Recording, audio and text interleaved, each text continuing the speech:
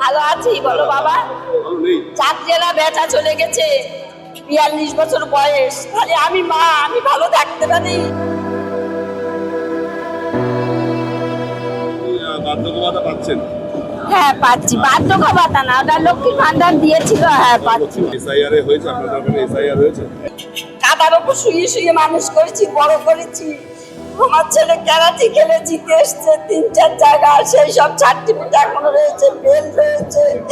আমার ছেলে চাকরি পেয়েছিল, লড়াই করে চাকরি পেয়েছে। আমার ছেলে ইন্টারভিউ দিয়েছে, আর সেই দুটো ও ছেলে পুলিশের ডিউটি দেয়।